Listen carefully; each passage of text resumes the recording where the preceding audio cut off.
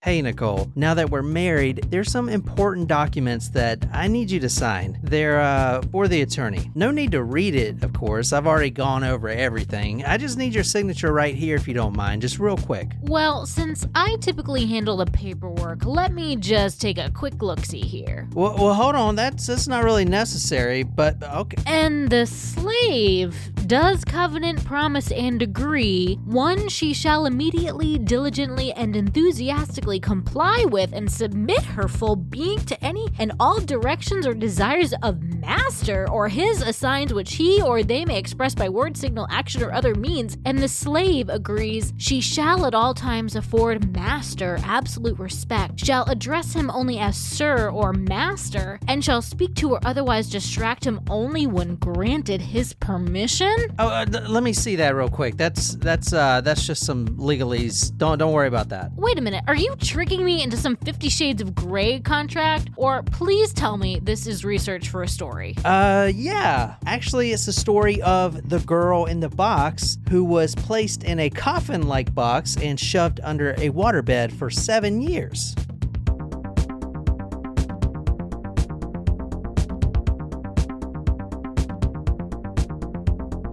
So Tuesday is when we're putting this out. So what day is it, according Sunday. to your podcast? Mondays is a pretty memorable day. What is it? What's Monday then? National Margarita Day! I didn't give up tequila for Lent, so I should totally... Can we Zoom? What about Tuesday? Okay. Tuesday is International Dog Biscuit Appreciation Day. Oh, you know what? I went to Pet Supplies Plus, and they have these dog biscuits that look like donuts, and they look like they're frosted, and they're so cute. Well, you can get some doggy biscuits for your doggy on this day. So today is... And that's thanks to Nicole's podcast. Every Day's a Holiday. You can find that on any podcasting platforms. Also, a quick plug for you guys wanting to get the camping gear. We got a bunch of camping gear in today for Brienne's new podcast, Among the Dirt and Trees. And that entry is still open. It's going to be all week. You can do multiple entries in that. So if you share it on Twitter or whatever, you get another entry. But you have a really good chance of winning that. Some really cool stuff. It's a backpack, a bunch of camping stuff. I don't know. Yeah. There's a big, one of those shovels. If I was Army outdoorsy, shovels. I would be really fire excited starting for it. kit. If I was allowed to enter, I would enter. Oh, and there's also a one of those really nice bottles. Like a hydro flask? Hydro flask, yeah. Oh, yeah. Those are nice. Really nice hydro flask. And one of those day pack bags. So go to Among the Dirt and Trees in any podcasting app and listen to that last episode, especially because Brienne gives all the deets of where to find that contest at, so you can win that. And we're actually announcing the winner next Sunday. Wow. Well, Sunday. Well, I don't have any additional podcast news, but I can tell you that this is day 5 of Lent, and I have not had a beer, and it has not been that hard. Today, I am drinking the Truly teas that I brought today, and I wasn't looking forward to the strawberry flavor, but I like it. Taste it. Ooh. Yeah, delightful. Ooh. I like that. I think I like it. It might be the best, but I don't know. But I, number one, did not eat today, and I'm on my 3rd tea, and this is not a good life decision. So back without further ado, I know a lot of folks have been reaching out asking how they can support us, and they are very used to Patreon. We were very first in our early days on Patreon, but we felt like maybe we could do better on our own website and stuff like that. But we decided we were going to go back to Patreon to help. It seems like it's easier for a lot of people, and they've got a lot of great functionality now. So we have 3 tiers on Patreon for if you want to support us. There's a $3 small taco tier. There is a medium tier, which working title is Taco Nacho. And then our $10 a month tier is the Taco Supremo. So if you would like to support our show, each tier gets you a different number of things. And this is a kind of a big announcement. We are going to go down to 1 episode a week on our iTunes episodes, partially to help us make sure we give exclusive content to Patreon, but also because John has, and and me and Jen, we've all got some other projects that we have been trying to work on. So this will allow us to stretch our legs with those episodes while making sure we have some dedicated content to Patreon. So we may go back to 2 episodes a week. I'm not totally sure. But before you guys start wondering where all those Friday episodes are, now you know. So our original Supremos, those who have been with us, if you would like to also get on the Patreon, just reach out to Jen. We are in process of just working out the logistics of how we can make that happen. And you can find me at facebook.com/OJenCollins, OHHH Jen Collins. Or you can find me on Instagram or TikTok. I have gotten a few TikTok followers since my cookie incident. Nice. I have not posted a follow-up video saying that it was from Tara, but I feel like I don't need to. Surprise shot. Surprise shot. We don't know what they are because they're a surprise. And I said surprise shots. Surprise shots. John's gonna get mad because I said 2 different things. Did you deliberately do singular to begin with? No, I didn't realize I was doing it until you made a face. I pointed at you to make sure you knew you were doing it. Thank you. Is this? I don't want to take blue curacao. Is that what this is? So if this is your first time here, welcome to Talk Murder to Me podcast. This is episode 219. I'm putting all my sources and photos on talkmurder.com. You can go there on the homepage and you'll see episode 219. You definitely want to see this story. It is extremely interesting. Also, we are streaming this on YouTube, so go to youtube.com and type in Talk Murder to Me. This is, like I said, episode 219. You can see my pretty face on here, and I have a slideshow. Either way, talkmurder.com or YouTube, you can follow along with us if you're not driving or your Tesla is driving. So the photo you're seeing right now of this woman, her name is Marie Elizabeth Spanneke. Spannhake, Spanneke. And she is, what year do you think this is? 74. I'm going to say 84. 74 to 78. Yeah, so it's late January 1976. Damn. Is where I'm starting the story looked tonight. deliberately at me like you failed me. I'm used to failing, so. Yeah. And Oh my God. What? So we're going to Chico, California, late January 1976. We're going to a flea market. I couldn't find the exact spot. I don't think it's still there. Okay. This was 40 years ago. So what I'm going to tell you right now is the testimony, like everything I'm about to tell you about what happens at the flea market and then beyond is the testimony of one person. Her name is Janice Hooker. A witness? Is she a witness to this? Yeah, she's a witness. She was there when all of this happened. So this is her exact testimony that we're going to be going over tonight. All right. Okay. It's late January 1976 at a flea market. A John Baruth and his fiancée, Marie Elizabeth Spanneke, which her nickname is Marliz, Marliz. The couple started to argue. She storms off and she gets on the highway. She starts hitchhiking. She's going to get home without her fiance. So 70s in California is a bad time for hitchhikers. Yeah. Were they married? Was the couple married? Did you say no, they were about to be married. They were engaged. They were engaged. And this is the last time he's ever going to see his fiance again. Well, that's sad. Here's what happens. A blue Dodge Colt pulls up. Now, this is in Chico after the fiance fights. She's walking home on the highway to go back home. A blue Dodge Colt pulls up, and Marie is walking by herself. She has long, dark hair, as you saw.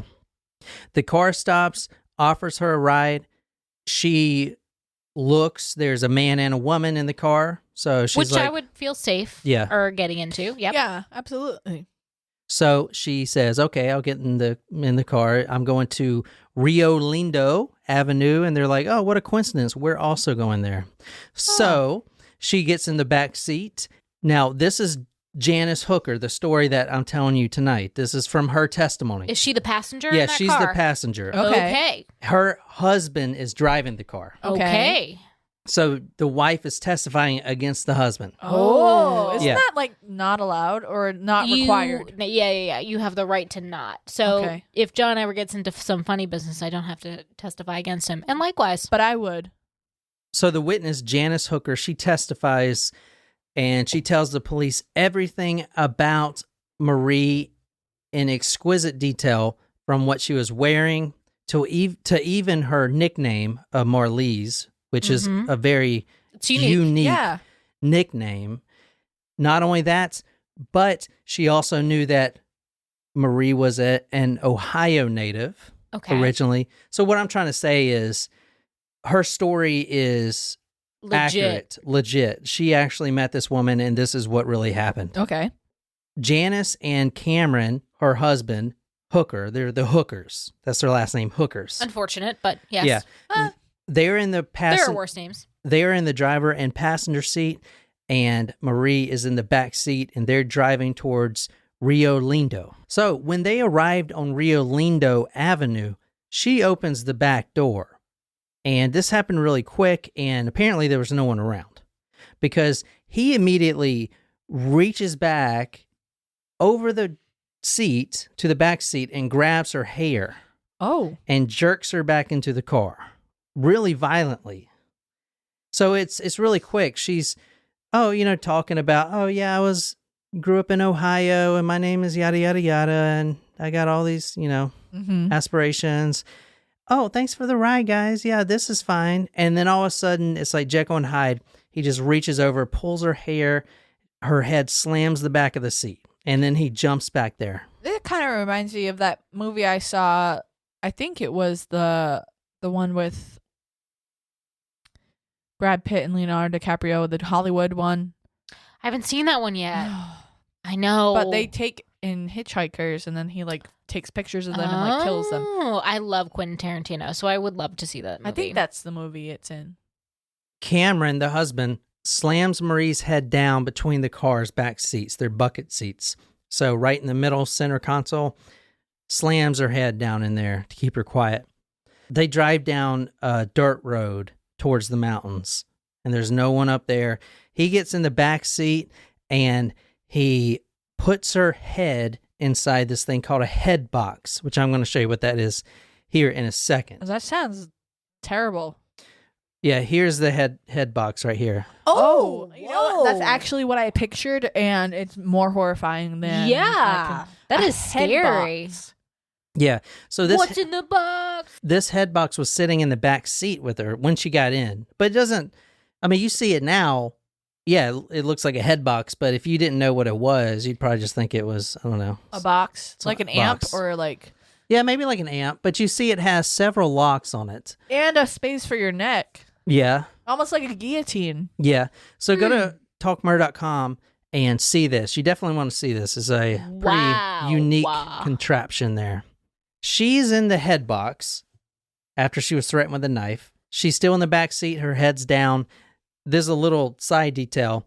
The couple, Janice, the one testifying, and her husband, they go to Jolly Cone to get some fast food, and then they go back home to their home, which is 1140 Oak Street in Red Bluff. And so, the female, the wife, is still in the car. Yeah, she's in the passenger seat. And the woman is in the head box. Exactly, in the back seat. Whoa. Now, if you're looking right here, the home, that is the home right there, that pink home. Wow. That is 1140 Oak Street. That is where they take her. All right, now let's talk about what they do once she's there, because this thing just started. So you're looking at 1140 Oak Street, a little pink house, one story, and there's neighbors both to the left and right, which was at the same back in the day. So, I mean, there's nothing you can do, really. She's going to scream. It looks like a smaller house and close neighbors.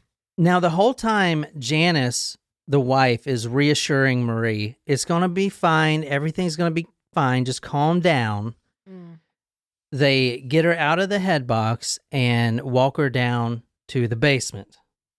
That's the place you don't want to go if you're in a serial killer's home, is the basement. Well, you Probably don't not. really want to go to a second location no matter where it is. Yeah, that's true. At this point, Cameron and the wife goes back upstairs, but Cameron takes Marie and hangs her up Oh. in a cross-like crucifixion. He strips her clothes off Oh, and he hangs her up by the wrist. oh Does he no. tie them? Please tell me he didn't nail them. Oh boy. So for you podcast listeners, the picture that I have right here is a woman. She's suspended by her arms. Her arms are completely over her head, going vertical.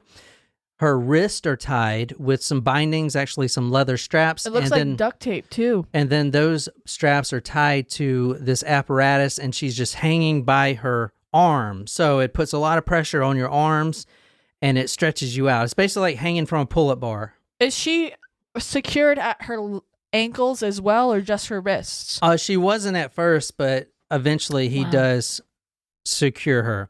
Now, she kept screaming, and I mean, why wouldn't you? But he didn't like that. She's like, let me go, let me go. She's making all this noise. You saw the houses right beside each other. Yeah. Even though they're in the basement, is still a risk Yes. with her screaming, and he could not get her to shut up. Now, remember, his wife is upstairs. You remember that knife that he used initially to threaten her? Yeah. So he takes that same knife, and in order to get her, Marie, to be quiet, he slits her vocal cords. And I put a picture of the vocal cords here in case you guys didn't know where they were. So I'm just curious how long it took her to die after that, because I imagine that you would, if you slicing the vocal cords, it would also slice the No, artery. it didn't That's slice what the I artery. was wondering too. No. But you would The think, artery's on the side. He just like slit it right in the middle. like a tracheotomy? Like, yeah, with your Adam's apple. Oh. Right there. interesting. That's So- scary. She didn't die right away. And in fact, she wasn't, I mean, obviously she can't talk or scream anymore. She motioned for a piece of paper and a pencil. She's like going to write something. She's like dying and bleeding all over the place. And she wrote something to the effect of, my boyfriend has money, if you let me go, then he can pay you, type of stuff, like trying to bargain for her life. Wow. How is she writing if she's... Did he let her, after he slit her vocal cords, did he let her kind of like go for... So then Cameron, the husband, grabs a pellet gun that was laying nearby, and he starts shooting Marie over and over in her abdomen area. Oh, jeez. Now, Janice, the wife, will tell police later that this was, quote, a torture thing, end quote, and claims that her husband often did this to her as well as hanging her up just like that in the same apparatus, whipper, all the BDSM type of things. She went through all of that as well, just being his wife. Okay. Eventually, Cameron, the husband, gets tired of this woman bleeding all over his basement. He starts to strangle her until she's dead. He walks back upstairs. He sits on the couch with Janice and says, okay, she's dead. And then she starts crying, so he hugs her and holds her as she cries on his shoulder. So what I'm showing you now is the Google Earth for you people on YouTube. This is where they take her around 2 a.m. in the morning. They wrap the corpse up and they throw her in the back seat of the car, and they drive on Highway 44, and they're going into the mountain area. Now, this is 2 in the morning. The whole place is blanketed with snow, and I'm going to show you where that is here. All right, so this is where they take her. That's where they were, Red Bluff. Mm-hmm. And this is where they're taking her into the mountain area, right up here. So straight up. That still looks like a pretty good distance away. Oh, yeah. And did they take her all the way to the top of the mountain? Now, no one knows exactly where they took her. They tried to find a body. Obviously, the body was never found. At the time that she remembers there being a stream. But I mean, look at this. There's nothing but mountains. There's a billion places. Yeah, there's no town. There's there. no way you can find his body ever, especially now after 40 years. Unless you were like videotaping everything. Yeah. After the sun rises, Cameron then takes Marie's ID, purse, and other belongings to Dog Island Park, and he burns everything. The only souvenir he kept is her watch, which a lot of his coworkers noticed and asked if it was his wife's watch. It wasn't. It was Marie's. But he lost that watch on a conveyor belt at his work. So he kept her watch but wore it on him? As a trophy. I know he kept it as a trophy, but like he wore a woman's watch. Mm-hmm. Okay. I guess. That was his like thing. Weird little thing, I guess. Colonel Gary Russell Ridgway, Williams wear panties. didn't I Gary know, Ridgway wear take necklaces. jewelry and necklaces and wear some of them? Yeah. Like the crosses. I'm thinking about getting an Apple Watch. All right, so who you're looking at now is Cameron Hooker. If you want to kind of describe him. There is a celebrity in which he looks like, but I cannot put my finger on it at Kevin the Costner. moment. A little, yeah. He does look like Kevin Costner. Yeah, a he young does. Kevin Costner. In that photo, he does. He's got the glasses, too. Yeah, he's got like the big drugstore glasses, dark brown hair parted at the side. But also Brad Pitt. I see. His face is too fat for Brad Pitt's hot face. But anyway, so is that who you were sleeping with in your astral projection from earlier? And so he's like an attractive man. Like I wouldn't have pegged him to be like a creepy looking dude or anything like that. You wouldn't let him put you in a head box? I would not let him put me in a head box. No. So this is Cameron Hooker. He's tall and lanky. He's got hair parted off to the side. He kind of looks like a business type person. Obviously, this is in the trial. He isn't a bad looking guy.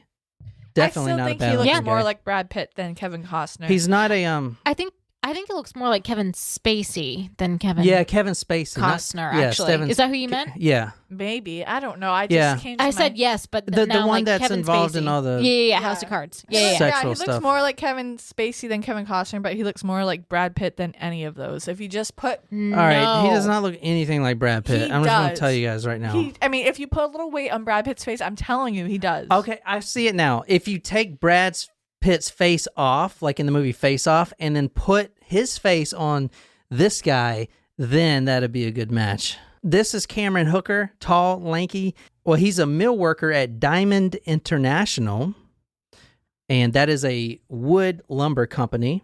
Remember, he lost that watch on the conveyor belt, so he works the saws, cutting wood. Think jewelry is not allowed to be worn. Which is, that in most places are not. But think about it. I mean, he built his own head box and the apparatus. Worker. True dat. Yeah, so he's a carpenter trade. He works with wood.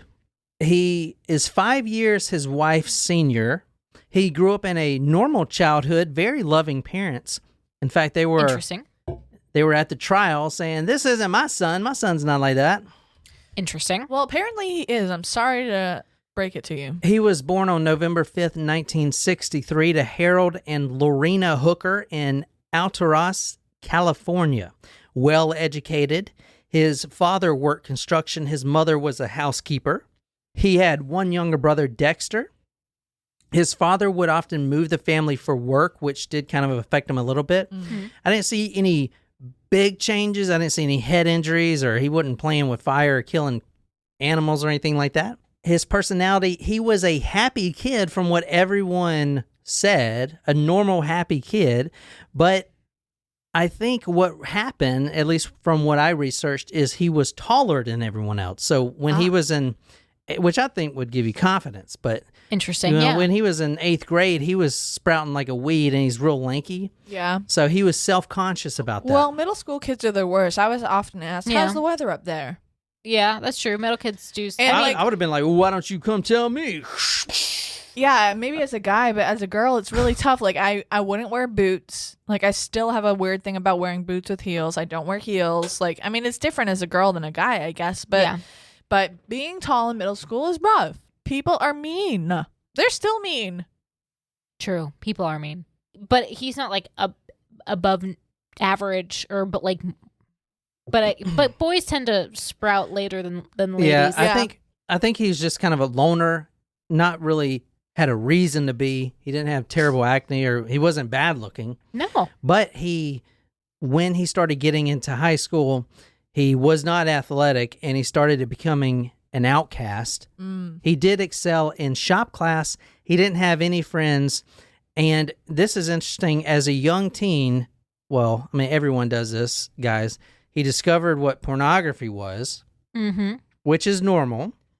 But the regular stuff just didn't turn him on, like right off the bat. They're like, what is this, intercourse? Oh, my God. Tie her up. Interesting. Yeah, so he was into the BDSM right off the bat. So when he was 12, 13 years old, he would go to the supermarket, Harris Teeter, whatever, see a MILF, and instead of being like, wow, she's attractive, in his head, he's like, I wonder what she would look like all bondaged up in a head box type of thing. So soon he started picturing all the high school girls that he sees dressed up in bondage stuff, constrained, gags in the mouth. He has a whip. And like Indiana Jones? He was so obsessed with pornography and this BDSM that he would take the magazines, the porn magazines, and since they didn't have videos and stuff like that, he would actually take photos of the photos in the magazine and develop them himself to Interesting. That's weird. So he's taking photos of the photos in the magazine. In 1972, he graduated high school and started directly at the lumber mill. And when he gets arrested, he's still going to be at the lumber mill. So he never really excelled at work. He was, and they called her a clock watcher. You know, just watching the clock. Up, shifts over, go. Clock He in, never clock out. really wanted to climb the corporate ladder. He just wanted to get by. Yeah, get by. He was just content doing his low minimum job, and his job was, you know, anyone could do it. He just worked a saw all day long. And he's a smart guy, so he could have done a lot more, but he just didn't want to. It was easy for him.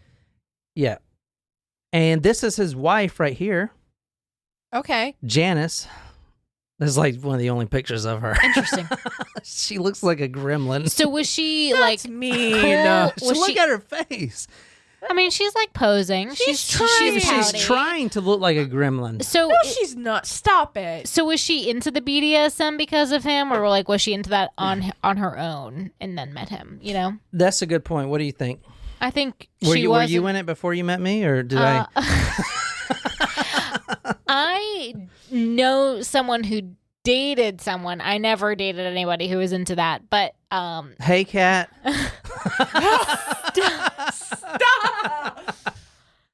Oh my Future God. John, you gotta cut that. Yeah. She don't listen to this. But You don't know that. She ain't listening to this. There's a million cats out there. All right. Well, I know Yeah. someone who dated somebody who was into that, and she had to break up with him because of it. It was too awkward and uncomfortable. Well, I don't know. I mean, I feel like she looks like she might be into it. Maybe. I'm not trying to judge because Hey, whatever whatever you like to do, that's up to you. You know the flight of the. I never watched really the flight of the Conchords, Me but there either. was the song "If That's What You're Into," and it was all about like sexual BDSM. fetishes. I'm sorry I said she looked like a gremlin, but she is making a. She's trying to be seductive. That's I how. don't know. She's looking like you told me you were going to do the dishes and you didn't. Kind of a look. I think this is her coming out of the courtroom Interesting. or something. There's not many photos of her. All right, so this is Janice. Also, she goes by Jan, Okay. and they actually met young. How young? He was 19 when they met, and he's 5 years older than her. So she was 13. Jailbait. 14. Well, 13, 14, yeah. They met in 1973. Now, she is not an attractive woman by any means, and that's from her own, So wait a minute. If this happened in 1976, so she was only 16 when this happened? Or 17? yeah, they were married when she was 16, which I'm about to get to. Oh, wow. Right. But you said that they met in 1973. Yeah. And if this is happening in 1976, then she was only like 16 when they got married. She was not an attractive woman, but Cameron, the husband, was the first one to kind of show her any attention, right? So she kind of fell in love with him. She was extremely insecure, which is another reason why Cameron loved her or loved being with her, thought she was a perfect woman, because she will obey what the master say. Oh, I don't like that. That does not sound. All right, she's the younger of four. She's the baby of the family. Her father wasn't around much. The mother was always gone. She was mostly raised by her sister.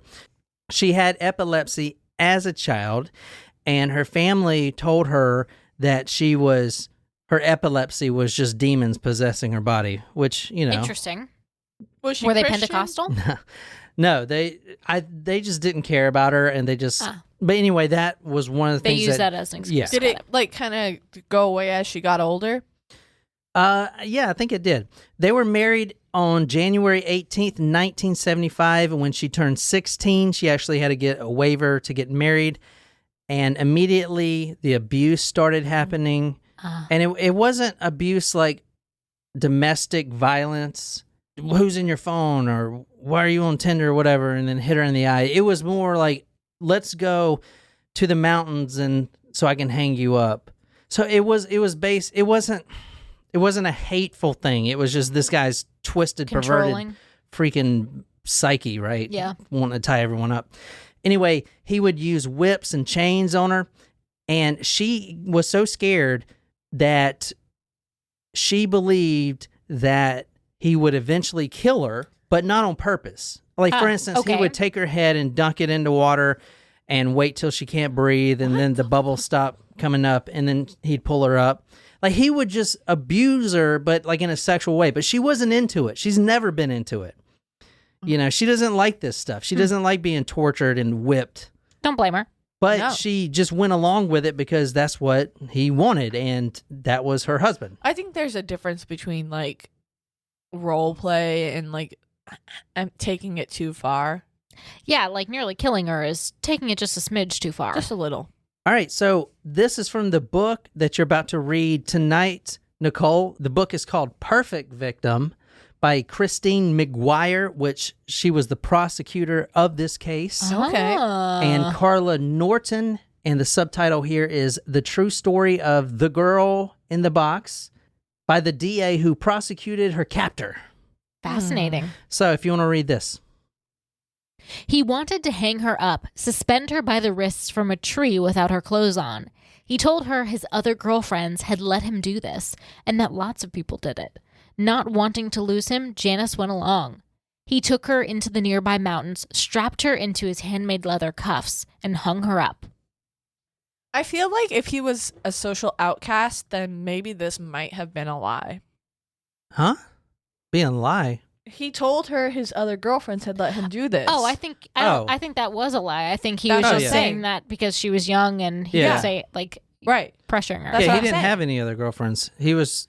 Exactly. Thank you. Yeah. That's what I was saying. She's just really impressionable. I mean, Yeah. she was 16 when And they at got the married. time, Yeah. if that's all she knows, then she probably does believe that, all guys do this to their wives. Right. Normal. Yeah. Mm. And you'll see. So Cameron, to justify a lot of the stuff in the story, he turns to the Bible.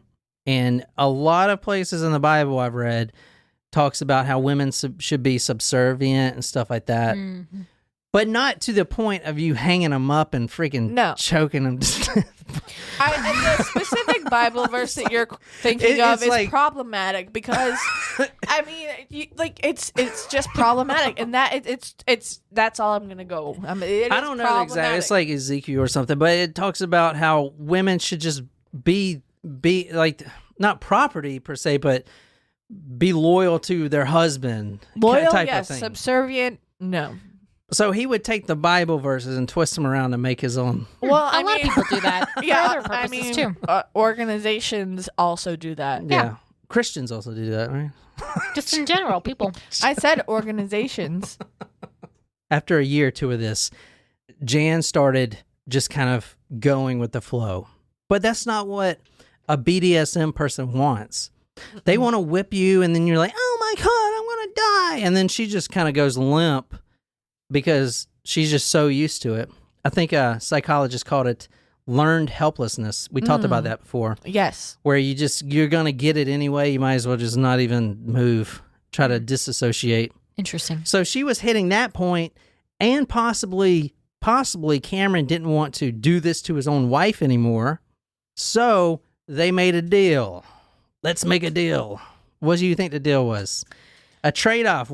You give me something, I'll give you something. He stops doing this to her and allows him to do it to other women instead. As long as she does not say anything to the authorities. Well, what does she get? She gets no longer being abused. she made a deal where she actually got something, not got something. So what do you think that is? Money or diamonds? The deal was this between Janice and her husband, Cameron Hooker. He could bring home, quote, a girl who couldn't say no, end quote, if he gave her a baby. Oh no! Kinda, I That wouldn't is want his not baby. a good trade-off. That is but not. that's your wife. She wants a baby. That is not a good trade-off. I would not want him to raise a child Well, he had 2 daughters. with her Yeah, with her. already. So she wants a third. No. The deal was Eventually, yeah. he'll have 2 daughters with her. What I'm trying to say is they're obviously still alive. You know, Yeah. they're like the 40 fact years old. that the deal was victim who can a girl who cannot say no, because it does not specifically say that it's like he's going to like abduct someone. I know. Like you think someone who cannot say no may be a willing participant. Yeah, he But definitely. that's like, not stretched what that. he wants. Right. You don't understand. There's one thing to be like BDSM. Oh, yeah, you ready to do this? What's your safe word? He doesn't want safe words. No, he wants to bring people to He the wants- brink of death and then But possibly there's kill people them. who are interested in doing that. Yeah, but that doesn't, that is child's play for him. He wants to capture someone like wild game and string them up, whip them and shock them and shit on them. Ew. Oh, he didn't do that too, did he? No, that was what That I was just did. your own That was- imagination. I don't understand how that's a thing. Like I mean, again, I don't understand how butt stuff is a thing either, but that's just me. But like, there's a difference between butt stuff and like poop and pee play. Yeah, I don't Have you get seen any 2 of it. Girls in One Cup? No, I have not. Don't plan on watching it. Nope. I'll put that on talkmurder.com. No. Please, No, you will not. No. All I right. don't get it. Again, don't have anything to go off of, but Gross. The first couple of years of marriage, she tried to fulfill her husband's strange fantasies by being ever more submissive to his demands. But when Cameron produced an army surplus gas mask, its eyes and air holes taped over, she balked. The gas mask terrified her, and Cameron had to gag her to keep her from screaming when he fitted it over her head. Well, Yeah, so there was one rule. Okay, you can find a slave and bring her home, but there's one rule. Can you guess what it is? give me a baby? I thought we No, went over that. well, that's the deal, but there's a rule. There's a, You can't have sex with her. there you go. You can't have intercourse with the slave. No cheating. So you're like gonna let him torture someone, But no cheating. but that's not as bad as torturing someone and having sex with someone. May 19th, 1977, Cameron did his part. Now it's time for him to pick up a new slave. He's got his wife and a newborn baby in the car. They begin to drive, and they end up on Antelope Boulevard. This is the woman they find. This is Colleen Stan. She actually looks a lot like Marie. Similar, Yeah, she long does. brown hair. Yeah. Yeah. So she's 20 years old at the time that she gets picked up. She was previously married to a guy named Tom Stan, so Colleen Stan. So she kept his last name. Yeah, she kept his last name. I don't even know if they got divorced, but the relationship did dissolve within the first year. She Okay. was That's married. unfortunate. Yeah, so she dropped out of high school, married, and she dropped out at 16, got married to a guy named Tom Stan. Not much is known about him. She wakes up, her 2 roommates, drive her to the freeway to hitchhike. She's going to hitchhike because she wants to go see her friend Linda. It's her birthday today. Okay. She's going to Wait. go surprise her So and- her friends drive her to the freeway. to the freeway This is so the that 70s. she could hitchhike. Everyone's hitchhiking in the 70s. I understand that, but it just doesn't. I guess now it doesn't make sense. If your friends are going to drive you, why don't they just drive you to your Because destination? That is a long way away. It's like, I guess it's like, saying, oh, I'm going to get an Uber to, back then. Oh yeah, drive you to know? the bus stop or something like Yeah. that. Yeah, But I so guess so. Her destination was actually really far away. I'll show you on the map. But she was going to Westwood. I kept thinking Westworld. And her friend Linda lived up there, and it was her birthday. So the photo, and I'll put all of her photos on talkmurder.com. She is 20 years old, thick hair, medium build, medium height. She was wearing wool, jeans, and earth shoes. And that's her hitchhiking right there. Oh, she looks really young there. Yeah. Yeah. So she's 20 at the time. I mean, 20 is still really young. I'm just saying she looks like really young in that picture. So that's where she was picked up, and that's where she's going. Wow, that is a long way. That's a long way to go. Mhm. All right, I So she was understand now. hitchhiking all the way from Antelope Avenue, and that is a long way to go. Yeah. And so that's where Cameron and his wife and the newborn baby picked her up. And she tells them, "Oh, I'm going all the way to Westwood." And they're like, "Oh, what a coincidence. We are too." You know? Now, she told her roommates that she would be back by Saturday. This was a Thursday when she went missing. She didn't tell her parents at all, which was not good. Yeah. Mm. Someone should always know where you are at all times. Mm-hmm. If you want to read this is from the book Perfect Victim. Then a blue Dodge Colt pulled over, and Colleen saw a young couple in front, the woman holding a baby in her arms. They looked about Colleen's age and not very different from her roommates, Alice and Bob, not wealthy, but not hippies either. From the looks of their faded clothes, they probably didn't have much more than each other. She got in. Now, what's to her left? So she gets in the back of the car. The box. The box. She What's looks in at the this box? box. And at one point, she actually stops. They stop at a gas station, and she's in the little girl's room, and she locks the door, and there's a window, and something in her mind tells her to just go, to run. Wow. To run out the window, not even open the door and run, but just get out. But she didn't. Oh. So they actually drive pretty close to where she's going. And I'm showing you guys a Google Earth of where they took her. So you see where they picked her up? Yeah. Yeah, so they took her all the way to Lassen Wow. Park. They're taking these people to far Yeah. distances. There's like no There's roads snow. there. Snow on Yeah, that it's mountain. all mountains. It's snow in that mountain. In fact, he tells her, so he turns around and tells her this, quote, "My brother said there were some ice caves up around here," which you're looking at a bunch of ice. Mm-hmm. "Wouldn't that be something to see? You wouldn't care if we turned for a quick look, would you?" So he gets out, pulls her out of the car, says, "Put your hands above your head, knife to the throat."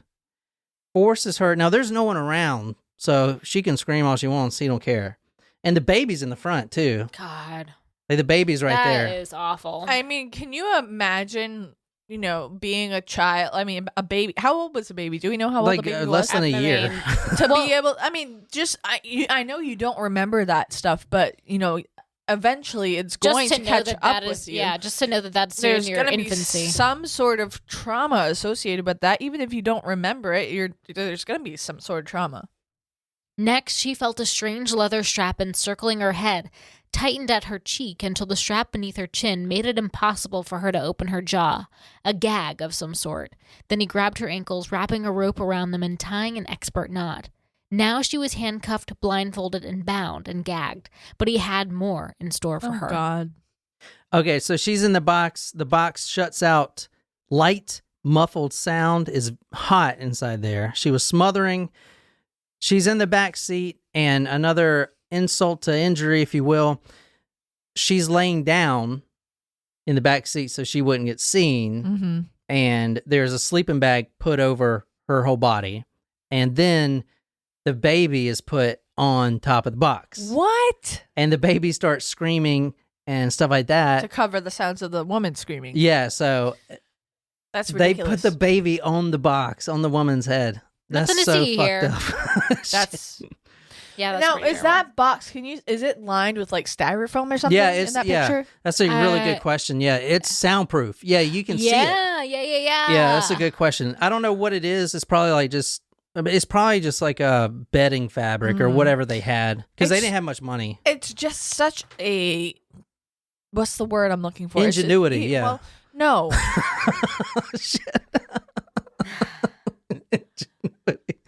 It's just such an evil looking contraption. Yeah. Yeah. Just Yeah. I even agree. without knowing what that is. I mean, I know it's a head box, but even not knowing that's a head box, you can tell it's a head box, and it's Yeah. just so just gross and evil Yeah. and bad looking. So this story did kind of remind me of, and this is another quick plug. I mean, because it's so similar, but the Among the Dirt and Trees podcast, her first episode was about a box like this. It's really There are screwed more up. than one head box out there. Well, it was a you have to listen to the episode, but it's the first episode. It's Super it's creepy. a full body box. It's weird. Like a coffin? Yeah. Just listen to it. Anyway. Like the time in Friends when Chandler put Joey inside the big box? Oh, yeah. All right, so this is back at the house. So they're at the house right now. They bring Colleen all the way back to the house and take her down to the basement. It's interesting, though, that they wouldn't complete their business in a desolate area. Yeah. Well, I They guess moved where on. are you going to hang her What up do you in the mean? mountains, though? Because, he wants, all right, I'm The going to get to purpose this is in not this. to murder. No, he doesn't want to murder. He wants a slave. I know I keep saying that, but I'm going to get to this. Okay. In a minute. You're going to see what this guy wants. And it's not just some sex stuff with some bondage. He wants a full slave. Okay. These are just some pictures I found of the basement. Who is that? Is that the DA? Some report. It might be the McGuire. I'm not sure. It didn't have a caption on it. We don't know who she is. This is the basement, and this is one of the contraptions, It kind of like a literally cross. is on a cross. Yeah. Oh my gosh. So and this is one of the pictures. There was a lot of pictures found in the basement. Well, a lot of the evidence was destroyed, but there were some. Now, she was hung up on a stretching device, sort of like this one. She was stretched out, her arms above her head. She was standing on a cooler, like one of those Yeti coolers. And not really, but you know what I'm saying. Yeah, like the Coleman cooler. Yeah, like Coleman cooler, yeah. I mean, Yeti is the new Coleman, I guess. Well, no, Coleman's still relative. She's blindfolded, can't see shit, can't see anything. He kicks the cooler out from under her, so she's dangling. Oh my god. But she's not like, it's not around her neck. She's just dangling, but all that pressure on her arms, obviously, is hell. Well, that literally, when you think about the crucifixion, and I'm not trying to be whatever, but like that's what the pain is that you're hanging from a cross and you suffocate. Yeah. That's what it ends up happening. So he takes a whip, crack, crack, crack, all over her body, welts instantly form. Now, keep in mind, Janice, the wife, was the previous one of these. Right. She endured all this abuse because previously. this is just his depraved mind trying to act out his fantasy. So his wife went through all of this, and she still does. She's still hung up every once in a while. She hates it, but that's what you got to do to your husband, to keep him happy, I guess. In her mind, at least. He whipped her repeatedly and left her blindfolded, hanging in the closet overnight. And this, if you want to read this, is from Perfect Victim. She was strapped to the frame and shocked with electrical wires. She was shocked several times before Hooker was finally satisfied that she learned her lesson. More than traumatizing her, more than sending current ripping through her nerves, the electric shocks scorched her skin. Within hours, blisters erupted at the 4 points where wires had touched, and though the marks on her breasts eventually faded, her thighs were permanently scarred. She is blindfolded, and weeks go by. Weeks turn into she's months. hanging on, or does he let her off of the contraption at any point, or is she always Mostly hanging up. But I'm going to tell you God damn. her new home here in a second. But if you want to read this. Then she caught an unexpected glimpse of movement. Her captors. They seemed to be taking off their clothes. She watched them lie down and embrace. Then, to her horror, she realized they were having sex, copulating almost at her feet, like hedonistic worshippers before some strange erotic icon. She felt sick. This was too weird, too perverse. So he was having sex with his wife while she's on that contraption? Yeah. Okay, now you may have heard of this story before. No. Everyone's No, heard I of have this not. story before. I have not. Everyone's heard of this before. No. Colleen Stan, who we're going to talk about, is still alive Okay. today. She was the girl in the box, and the box being her home for 7 years. What? She was kept under the bed for 7 years in this box. No, I don't know this story. I don't know this You either. haven't heard of this? No. Oh. We Oh. covered the boy in the box, but Yeah. that was Yeah. totally different. Yeah, I thought y'all heard of the story. Just No. let me go back. Let me go back. No. So Colleen Stan is still alive today. Well, that's God good. Damn. Good go, Yeah. girl. For the first few months, she could see no light at all. She was blindfolded, and she was let out only to use the bedpan, and she was whipped constantly. And if she refused orders, she was whipped and tortured and just all kinds of stuff. Her home was in this box for the next 7 years until his arrest, pretty much. So it took him a few days to finally bring her dinner. But this is from the book Perfect Victim. This is what happened. You should be grateful I brought this to you, he scolded. He told her he was wasting good food, and she demanded that she finish it. He slapped the leather cuffs on her wrist, hung her from the beam, and then set about teaching her a lesson. He whipped her until she passed out. When she came to, she was standing on the ice chest, still hanging from the ceiling. She felt faint, and her knees gave out from under her, but rather than take her down, Cameron pulled the ice chest out from under her again and beat her some more. Let me talk about her routine, because this is a whole thing. So she was in captivity, if you will, while Marie is like she's because Marie killed. No, Marie's dead. But we like don't. This person. This is the second one. Marie was the first. The first. Oh, okay. Yeah, okay. but she didn't last. And the reason I brought her up, because this is actually the meat and potatoes of the story. Got it. But there's a reason that we went through her story first. Okay. Even though the body was never found, technically you can't try the guy for this, right? Okay. Now, her routine for the next year at least goes something like this. She's in the box all day long. And the box is, in the morning it's freezing, in the evening it's too hot. Janice was upstairs with the baby and eventually the two babies, because they have two daughters. Cameron's at work all day at the lumber mill. Mm-hmm. He gets home, takes her out of the box, strings her up, ties her up with the leather ropes and stuff, beats her a little bit. He then feeds her and usually will whip her until she goes unconscious and then throws her back in the box. Holy shit. And then goes up to his wife, who is trying to just stay away from the whole situation altogether. After 5 weeks of this, she completely stops menstruating. So she's no longer menstruating.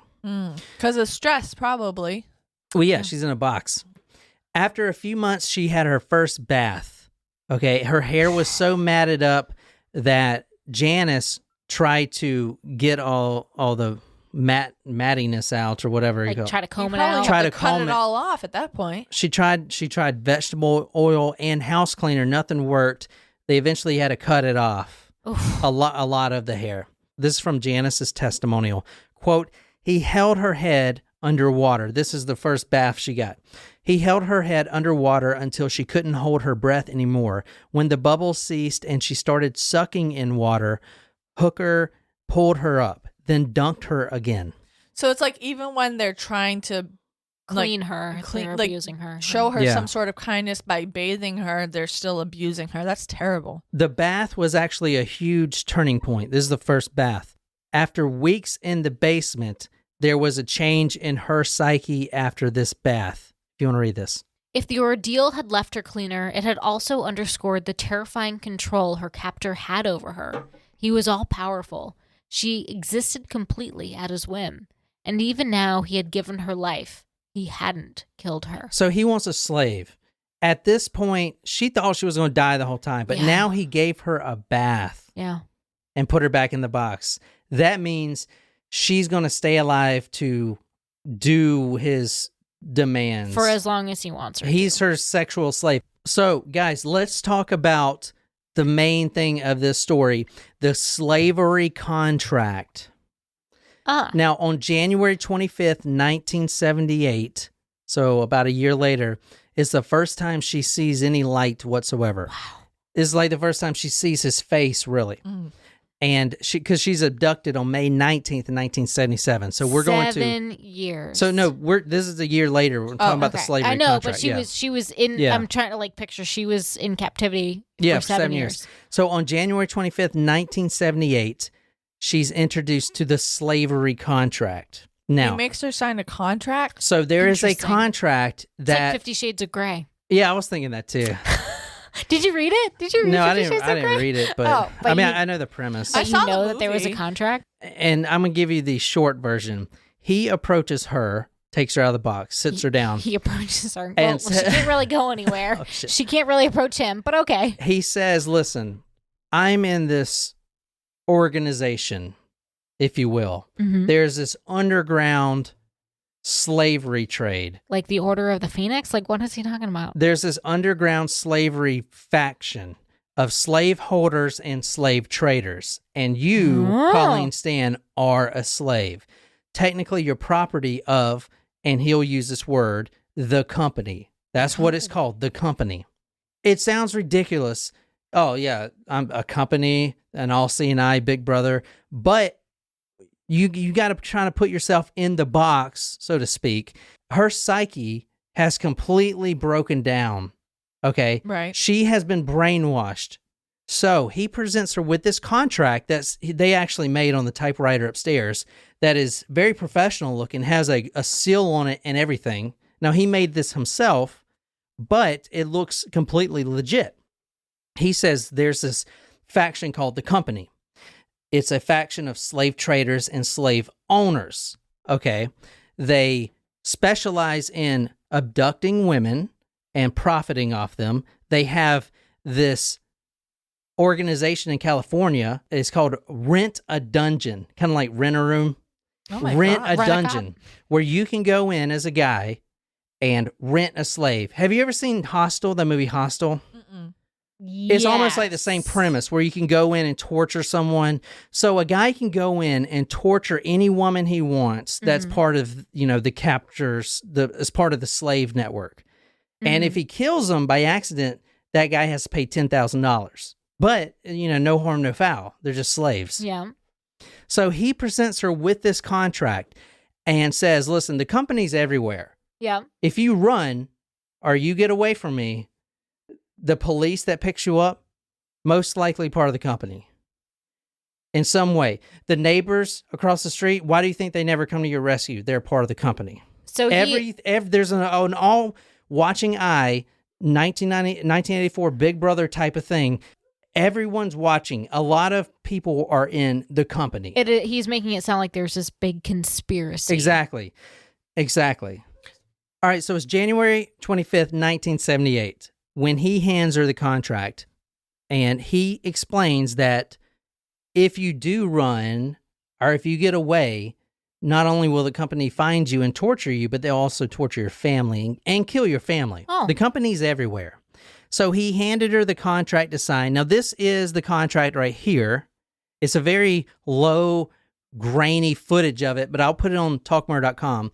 They actually burned the original contract. This, what you're looking at here, is the template that he made because he was producing his own photos and stuff. So this is what he used to first produce the contract. The Wow. real contract is burned, but this was like A photo of it. in a template format. Got it. Or however you do that. Right. This is the evidence. This is the actual one they found. So they know it's a real thing. All right, Nicole. So I'm going to get you to read the contract and read it kind of quickly because it's pretty long. Okay. But I think it's important if you read it. Okay, I'm ready. This indenture made the 25th day of January in the year of our Lord 1978 between Colleen Stan, hereafter known as Slave, and Michael Powers, hereafter known as Master. 1 second. Michael Powers is his alias. Okay, I was so- going to say. Yeah, and he gives her a slave name. She'll be called K, the letter K, as you'll see. K Powers, that's her name. Okay. That slave, for and in consideration in the humble appreciation of such care and attention as the master may choose to afford her, as given, granted, aligned, enough, and conveyed, and by these presents does give, grant, and enough, and convey unto master. And that word in and oft, I had to look that up. That is the actual word. No one uses it anymore, but that is what is used to bind a slave. Oh, it's enfiefed. Yeah. And like fiefdom. Oh, wow. Yeah, exactly. That is the slave term. I was just pronouncing it wrong. Okay. All slave bodies and each and every part thereof, without reservation, every bit of her will as to all matters and things, and the entirety of her soul, together with, and all singular, every privilege, advantage, and appurtenance to the same belonging or anywise appertaining. Also, all the estate, right, title, property claims, ego, and ID of slave in, and to the same in and of to every part and parcel thereof, to have and to hold, all in singular, the above described body, will, soul, and premises, with all appurtenances thereof unto master and any of his assigns forever. And the slave does covenant, promise, and agree. 1. She shall immediately, diligently, and enthusiastically comply with and submit her full being to any and all directions and desires of master or his assigns, which he or they may express by word, signal, action, or any other means. 2. She shall at all times afford master absolute respect, shall address him only as sir or master, shall station herself in a physical location subordinate to his whenever possible, and shall speak to, otherwise distract him only when granted his permission. 3. She shall constantly maintain her female body parts in such circumstances that will demonstrate and ensure that they are fully open to him. In particular, she shall never cross her legs in his presence, shall wear no undergarments at any time, and shall cover no part of her body with apparel or material of any description except when the act of doing so and design of item are expressly approved by him. I'm sorry. Does that mean she can't wear clothes? No, she can't wear underwear. Correct. At all. Which is interesting because I thought they were not having sex. It's like a degrading thing. She's a slave. She signed this. Okay. 4. She shall preserve her female body parts for the exclusive use of him and his assigns, which use shall be the sole source of her pleasures, and she shall engage in no self-gratification or any other physical contact with any others. And slave does hereby irrevocably declare and acknowledge her everlasting and unconditional dedication to his serving master to his full satisfaction, and she ashamedly confessed prior indulgence of her untempered conduct by others may have permitted her to become afflicted with her inferior habits that may prove unsatisfactory to master, from which imperfections she implores master to free her by retraining her corporal punishment or any other means which he, in his unquestionable wisdom, deems effective towards directing her towards sole ambition of and life destiny of perfectly fulfilling his every desire of her. In witness whereof, slave here as unto set her hand and master designed to seal these presents by permanently affixing his collar about her neck on the date first above written. So that is a slave contract. That is so full of like legalese. Where did he come up with this shit? But do you see how what it's if you're presented with that after you've been in a box for a year, you can't get out. You're like, okay. Exactly. What else you gonna do? So now what happens is she can't wear underwear. She's officially the slave. She's registered with the company, which cost him $10,000. Now, this is all fucking fake. This is all not real. The contract cost him $10,000. No, he's saying that it cost $10,000 to register her in the company. Got it. Exactly. This is all fake, but I'm trying to put yourself it seem official. Because when she goes to court, what do you think people are going to be like? Why the fuck? There's no company. But you got to put yourself in her box like she's brainwashed. Yes. That's a real thing. Yes. That's what I'm trying to get. Okay, Got good. it. All right, so she got the name K, the letter K, and a chain was around her neck. That's provided by the company. You know, he really made it himself. Right. And a gold ring on her right labia.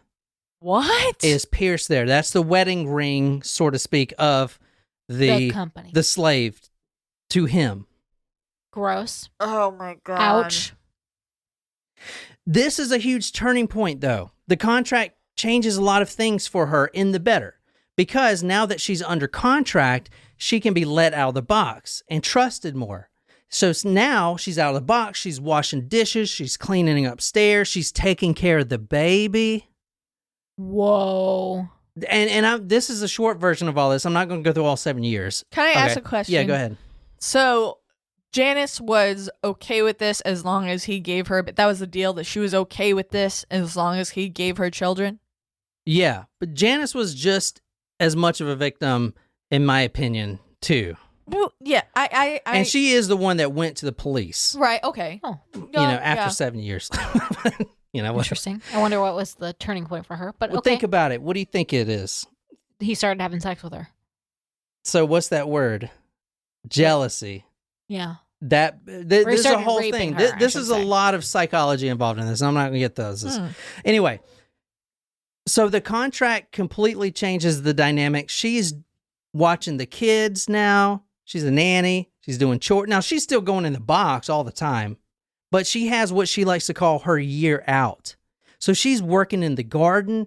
She's getting introduced to neighbors. Now, when she has to go pee or something, she has to kneel down and ask Master if she can go relieve herself, but only in the house. But wait, he's at work. He goes to work. But she's in the box while she's at work. He's at work. Yeah. So but like on the weekends, she can be in the garden, you know. Got it. Okay, but she's otherwise trained. she has to stay in the box from, for example, 9 to 5 until he's done at work.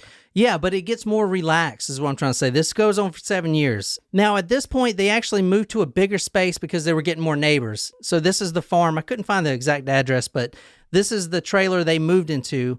There was hardly no neighbors around, and his dream was to build like a bigger dungeon. This is where they put this box right here. Some people want a yard with a white picket fence. The he new wants box, a bigger dungeon. The new box here, you see the bedpan in there? This is where she's going to stay at the new place, under the waterbed. They have a waterbed, and this is the box that slides under there. So I think it's interesting when the daughters are 5 and 7 and running around, they're in the house, and she is living under the waterbed in a box. So at one point, the daughter walks into the room because it should have been locked, but it wasn't. She walks into the bathroom because she wants some cereal, and she sees Colleen, naked and chained up to the toilet in the bathroom. And she asks her, you know, because that's a nanny, hey, can I have some cereal? And she says, well, you got to go ask Daddy to untie me so I can get you some cereal. So the children were 100% involved. They don't know what this is, but yeah, they don't understand normal it. for them. Yeah. They don't know anything else. Yeah. I think it's interesting too that for both of the examples of the boxes that we've seen, this one in the first picture, is that like it's double walled. Yeah, good call. Yeah. Very interesting. Yeah, that's a good call. It's like insulation from sound, maybe. Yeah.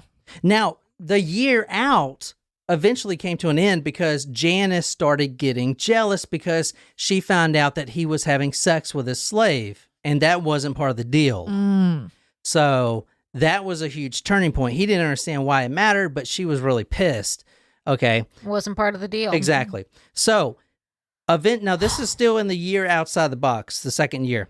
There were several obedience tests being performed. Number one, he takes a shotgun and says, okay, slave, put this barrel in your mouth. And she does it. She gets on the floor, kneels down on her knees, takes the barrel, puts it in her mouth. Doesn't knowing whether or not. Has no idea of it. It's probably loaded. And he says, so she did that. She says, okay, now pull the trigger. So she reaches and just as like a robot pulls the trigger and click, no bullets in it. But she didn't know one way or the other. I'm trying to show you how brainwashed she was. She would do anything. Yeah. Okay, anything. I mean, what's the other choice? Like, there is no other option. You know? She actually passed that test, and this is crazy. She passed that test. On March 20th, 1981, he drives his slave to Riverside. And they stop at this random building. It was like a Geico building or some shit, insurance building. He's like, I got to take this into the company to let them know that you're going to go out of town. And then they're going to sign off of it. They may want you to come in. Now, this is some random fucking building. It's like an office building. Right. So he walks in there, waits 15 minutes, and then walks back out and says, okay, you're good. They signed off on it. He has a new sheet of paper that's signed off. And so she thinks, okay, the company's letting me go. They go to Riverside and pull into her parents' home that she hasn't seen for years. She spends 24 hours with him not even there with her parents. Oh my gosh. What was their reaction? And she wouldn't say like exactly what was wrong. They knew something was wrong, but she wouldn't be like, I'm living under a box. I'm a slave. Yeah. Yeah, I'm a slave. Because she's afraid of the company, plus she's brainwashed. She spends 24 hours with them and then goes back home to her box. It's like that. What's the name of that effect? Holy shit. Like Patty Hearst. What's the name of the effect? The Stockholm Syndrome? Yeah, Stockholm Syndrome. This is Stockholm Syndrome. All right, let's talk about the elephant in the box as far as when he goes to trial and everyone's like, you were a slave owner. You were keeping this woman captive. Oh, yeah? Well, explain this picture. That's her. And not only that, explain these dozens and dozens of love letters written by her, confessing her love to her master and all this stuff. Well, what else is she gonna think? I'm just saying what the court's saying. I know. Okay.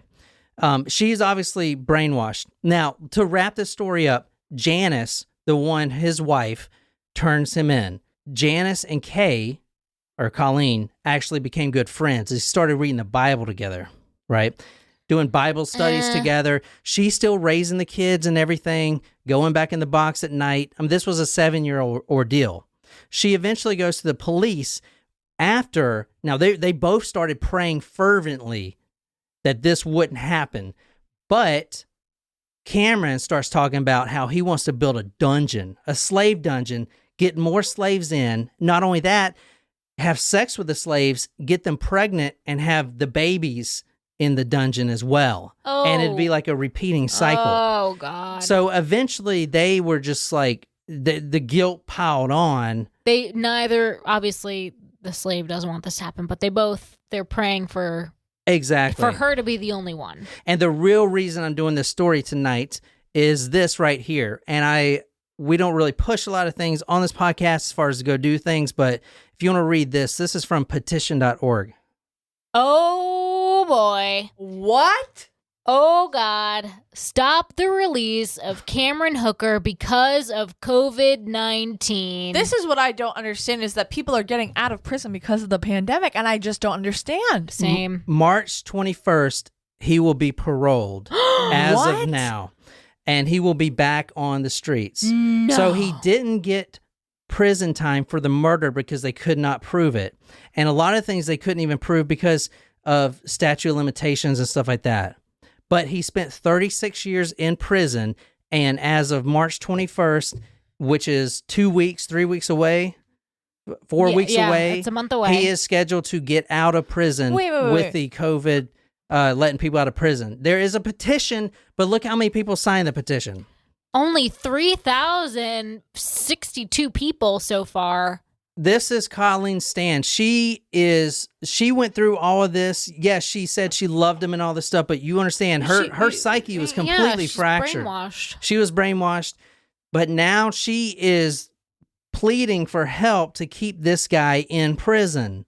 So what is, and I know you just mentioned statute of limitations, but what is the statute of limitations on slave owning? I feel like that's not. Well, that's a really good question. Statute of limitations, she's talking about like, oh, if it happened 3 years ago or 7 years ago, then they can't try him for it. But there's a clause, and I can't remember exactly what it is, but if the continuation, so let's say the abduction of Colleen Stan would be a felony charge. Okay, well, that was 7 years ago, statute of limitations.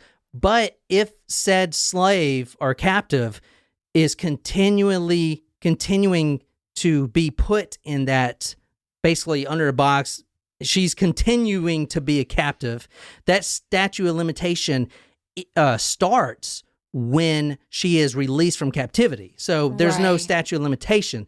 That's how they got to put him in prison for 36 years. So that was his original sentence, was 36 years? Well, it was up to life, but now he's getting out because of this. Not if any of our listeners have anything to say about it, honestly. He was denied parole in 2015, and he was denied parole before, but with the COVID-19, it is looking like, as of now, he's going to get out on March 21st. That doesn't make any sense to me.